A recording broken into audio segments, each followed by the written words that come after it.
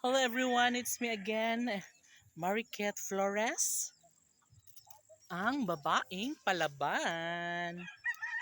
Oh my God, magandang hapon sa lahat. So ngayon mga kaibigan ko, andito na naman ako sa bundok kasama ko ang aking alagang si Bingkay at si YY.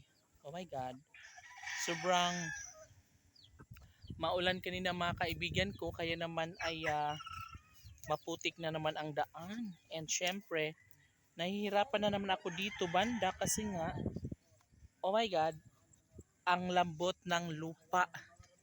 And, why dali, why? And of course, ito na ang pinaka the best sa lahat mga kaibigan ko.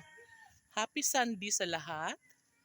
And syempre, ang ating alaga na si Bingkay ay sobrang busog na naman siya today dahil nga ito ang gusto niya ng mga oras na wala ng init at makakakain na talaga siya ng maraming marami dahil marami tayong mga dahon ng kalibre. Almost na nauubos na niya lahat. Ayan, kita nyo naman. And yan talaga ang pinaka the best para kay Bingkay. Masarap siya si Bingkay. And of course, yung talbos ng mga kamuti natin ay ubos na rin. Ayan, kukunti na lang. Andito sa likuran ko. Ayan, kukunti na lang, no? So, sobrang manipis na ang ating mga kamuti tops dahil unti-unti nang inuubos ni Bingkay, no?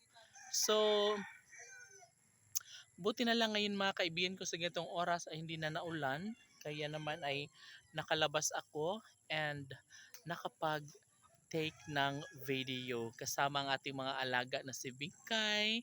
And of course, nandun yung mga kapitbahay ko sa dulo. Si Arami, nandun ito si Arami.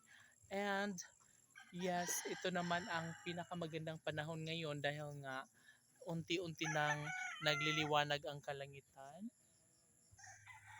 Kanina talaga guys ay sobrang madilim and masasabi mo talagang oh my God, lalakas at lalakas talaga ang ulan dahil nga um, patuloy pa rin na nagdidilim kanina, patuloy na nagkaroon ng malaking tsansa na babagsak ang ulan. So balit ngayon mga kaibigan ko ay malaki na ang tsansa na wala ng ulan dahil maliwanag na ang kalingatan.